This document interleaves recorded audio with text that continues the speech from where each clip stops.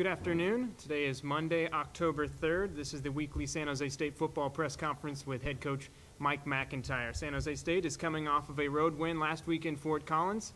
Took down Colorado State 38-31. The Spartans looking forward to their upcoming road trip at BYU. An interesting note, every game this month for San Jose State is a homecoming game. So last week was Colorado State's. This week it is BYU's homecoming. And, of course, the Spartans have their own homecoming Friday, October 14th, playing host to Hawaii.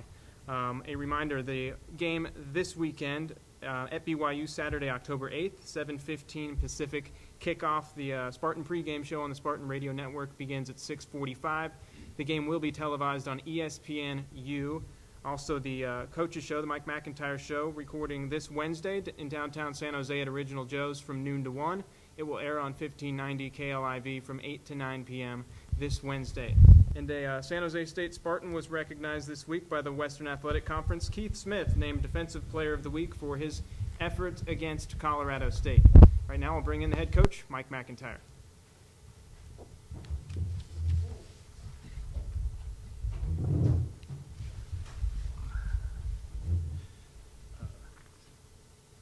We had an exciting Saturday in Fort Collins.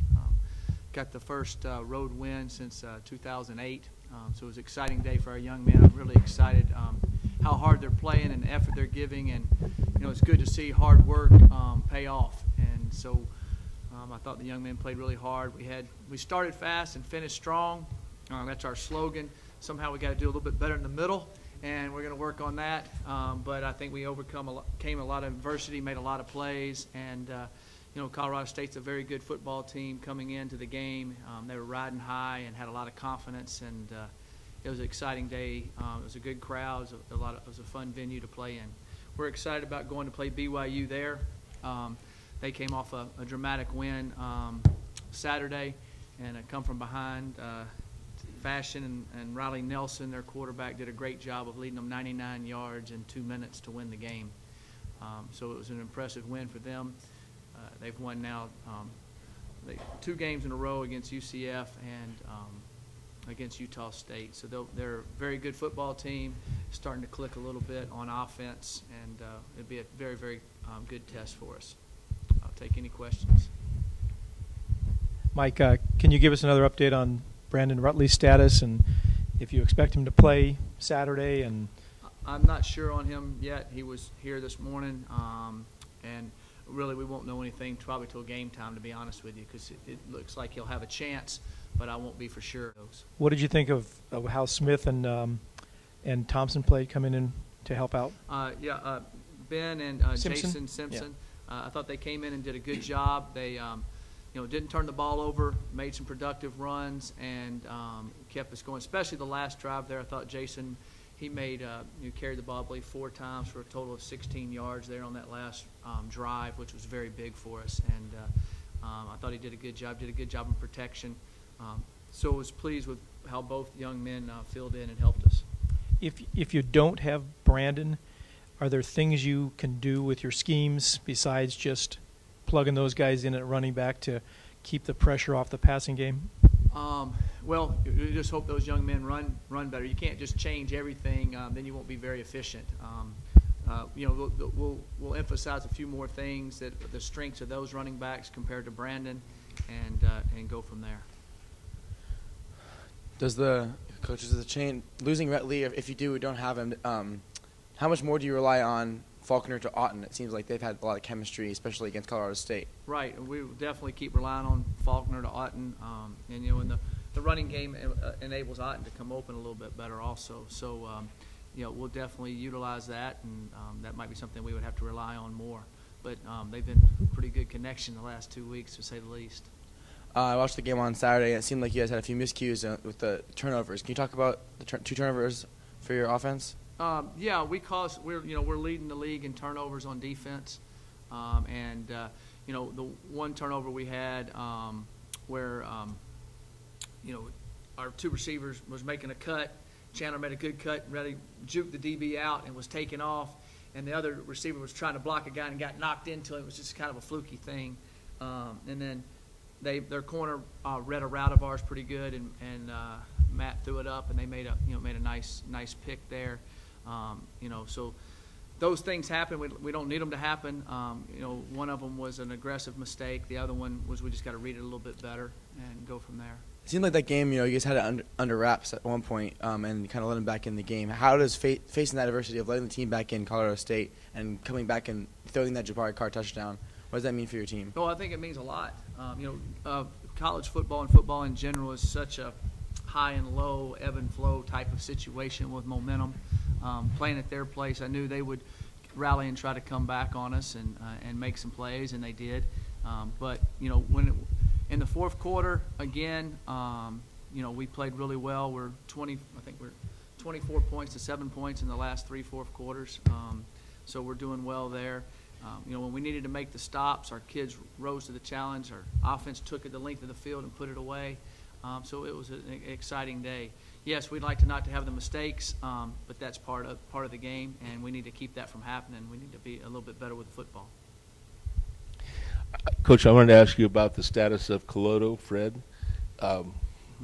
Fred, looks like he'll have it. We'll know later this week, but he was walking around today. He said he felt a lot better than he did yesterday. Again, as we get out there to practice tomorrow, the doctors look at him again today and tomorrow. We'll kind of know as the week goes along. So we won't really know until later this week. And I wanted to ask you, is Forrest Hightower and Sam Boyd, are they redshirting this year? No, Forrest has been playing, and Sam Boyd has played some. Oh, okay. Yes.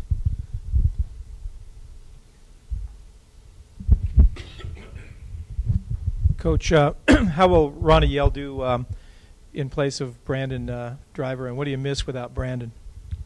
Well, we're definitely going to miss Brandon. He's a very good player. He's excellent bump and run corner. Is able to play up close to the receivers. I think that's what we'll miss, is he was the best on our team at doing that.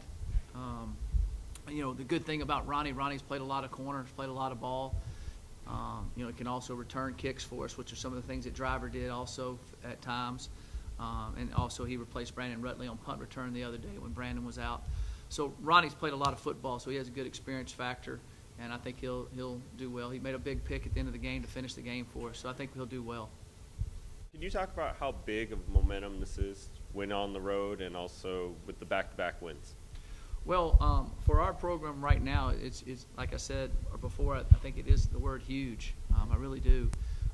In our own little world right now, it's big.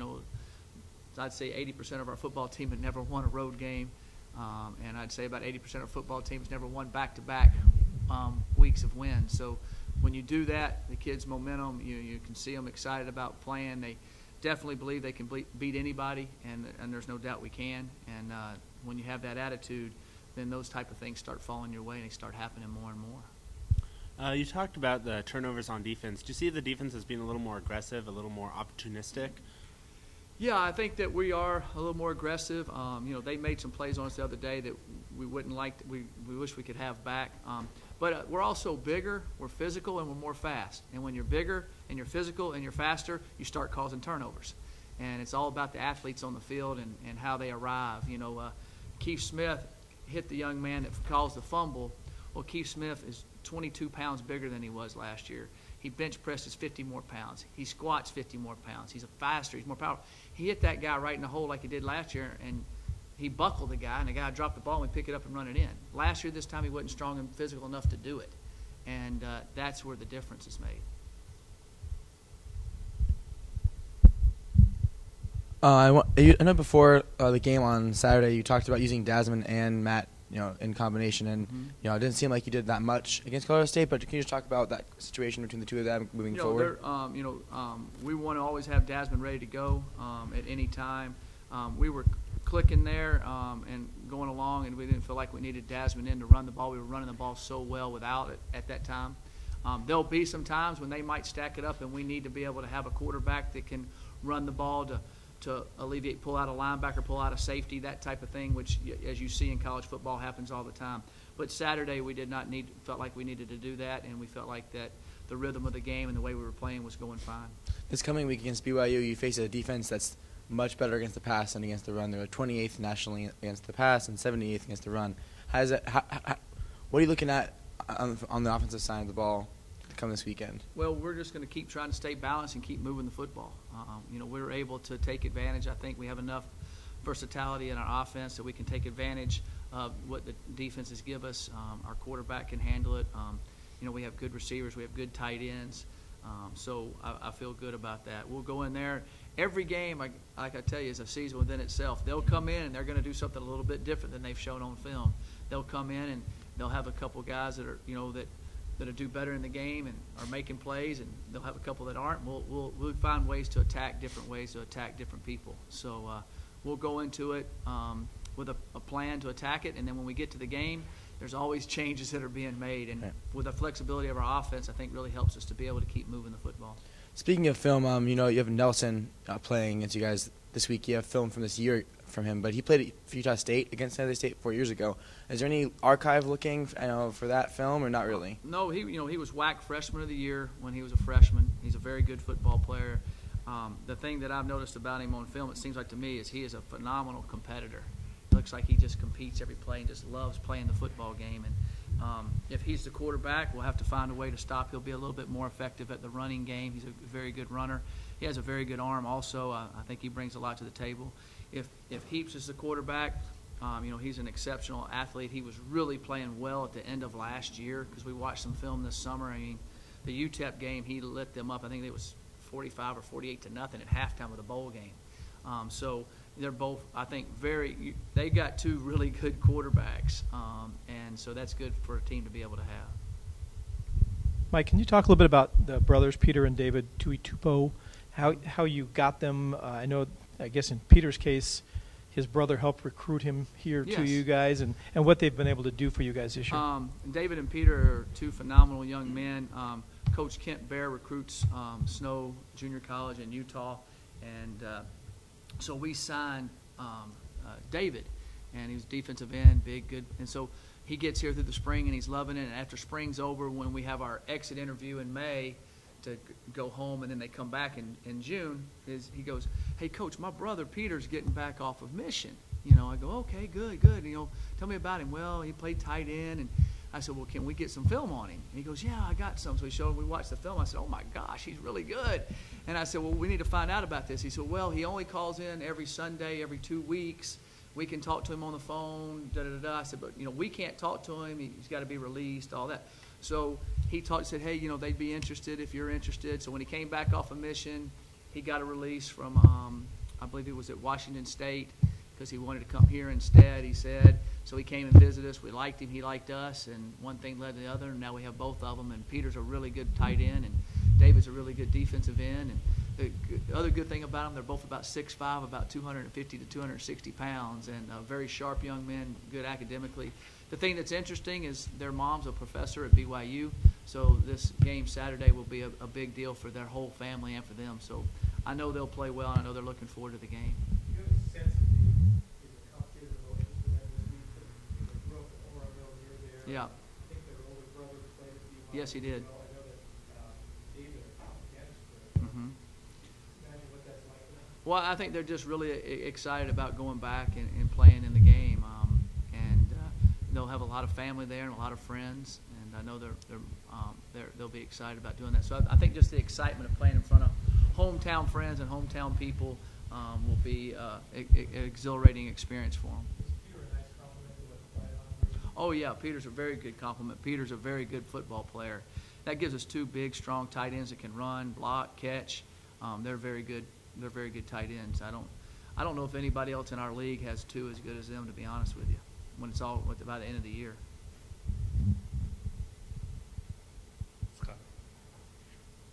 Scott.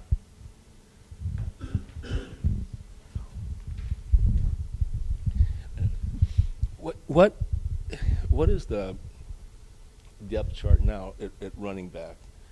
I know that Rutley, if he's healthy, is number one, but then Simpson is.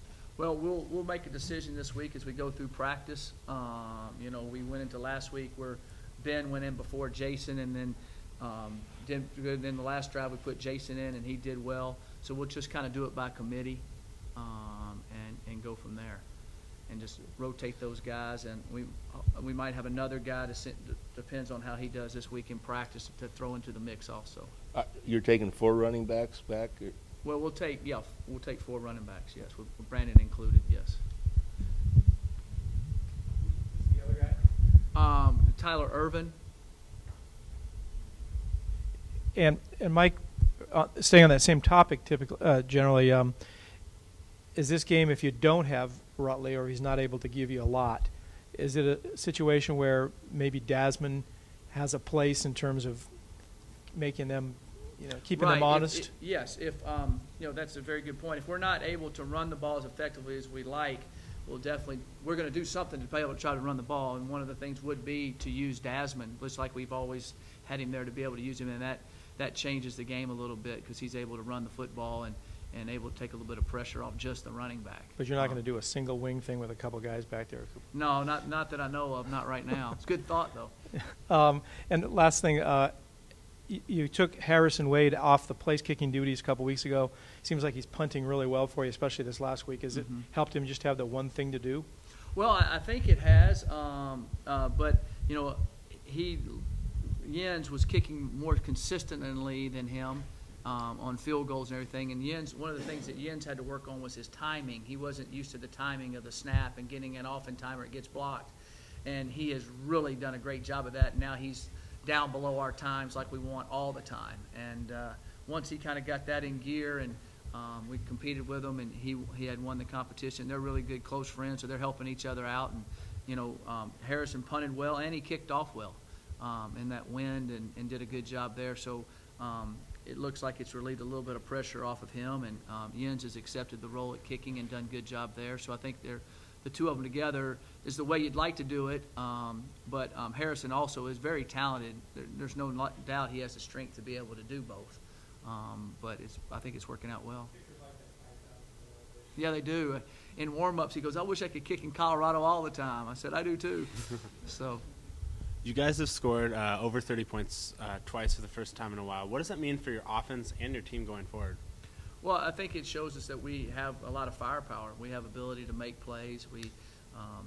And that just gives us all a chance to realize that we can go into any game and score points, and you don't feel the pressure. If you hadn't scored for a minute, sometimes you're like, oh, we're not going to score. You know it's going to break out eventually. So I think that relieves pressure on the kids of pressing, so to speak. I think that also relieves some pressure off the defense, allowing them to play within their means. Yeah, I don't know if it relieves the pressure of the defense. I really don't. They want to stop them every play, no matter what. A defensive guy would want the score to be 2-0. But I think that it gives the overall team the feeling of, hey, we're going to be all right. We can score. We can move it. So I think as far as that goes, maybe not gambling as much on defense, so to speak. You don't have to do that as much. Talking about getting on the board early for you at Colorado State, how important is that? Oh, I think it's extremely important to start fast. That's something we preach all the time and work on. And doing that at Colorado State and doing that at the game against New Mexico State were big for us and really got us rolling there. Other than the quarterback play at BYU, is there anything else we should kind of look for from their offense? Oh yes, they have the tallest receivers in America, I think. They're big, tall, athletic guys that can really run, and they've got some tight ends that are they've always been known for tight ends.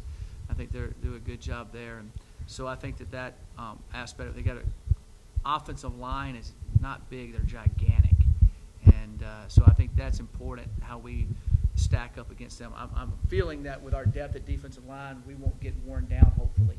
And that's something a year ago I couldn't have said. But I think that'll help us because when you lean, it's kind of like wrestling. Get those big bodies and they wrestle, you get really tired. So if we can sub our D-line in like we have been, I think that will help us negate some of their size on the offensive line. You're talking about their offense a little bit. And how about their defense? Anyone on the defense you're looking for? Their defensive line is huge. I don't know if you've seen the sizes here. It kind of scares you. I can't pronounce their names, but they're 331, 321, and 294. That's all I need to pronounce. And so they're big and physical in there. They have very athletic outside linebacker and Kyle Van Noy, really athletic. So that's, to me, their strength is their defensive line.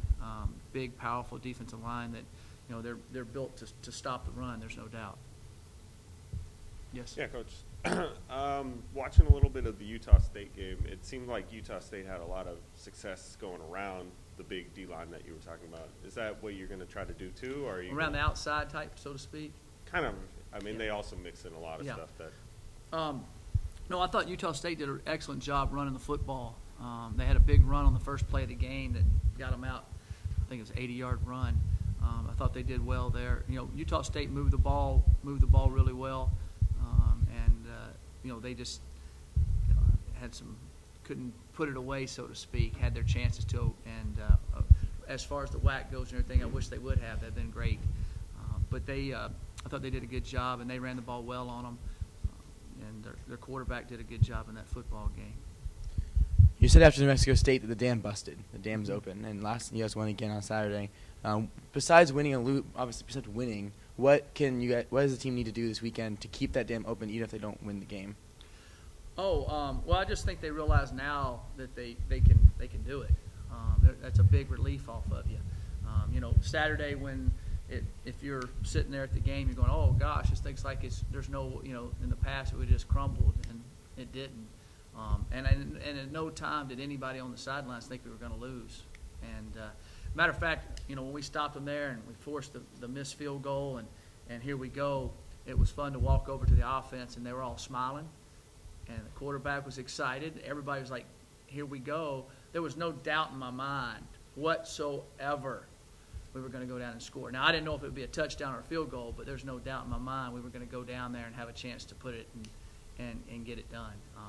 And so that was exciting. You could just feel it. I don't know how to explain it. You say, well, how can you feel it? Well, you can see on their faces they're not uptight. They don't have big white eyes. They're just excited about going to play. They want to go do it, and that's fun. Yes? Mike, you're playing a BYU team, maybe not one of their great teams right now, but it's BYU. They have a lot of profile. Yes. You're on ESPN. What can playing well or winning on Saturday do for your program? Not only this team, but in terms of exposure and changing a mindset that people might have about a team that was 1-12 a year ago, Right. Recruits watching perhaps. What kind of benefits can this have? I think this would be another step completely in the right direction that we want to go. A BYU win would be a big win, a very, very big win for our program. I know that San Jose State has gone down there and come really, really close a few times, and I'd like for us to be able to get over the hump.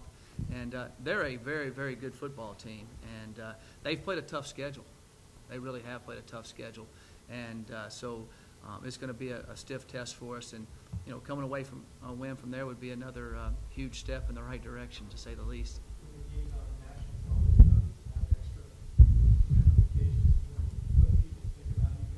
Well, I think it will, more nationally, I would say yes, that would give us a bigger stage, so to speak, a place to show ourselves a little bit more.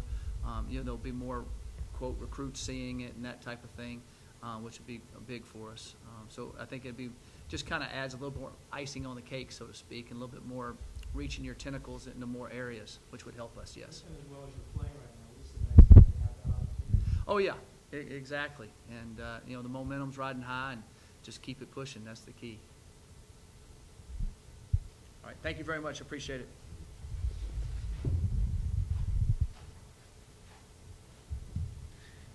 Thank you, Coach. Again, Saturday's game under the lights in Provo, Utah. San Jose State set for a 7:15 kickoff, 7:15 Pacific, the game on ESPNU, and also available on the Spartan Radio Network. Thanks a lot, everyone.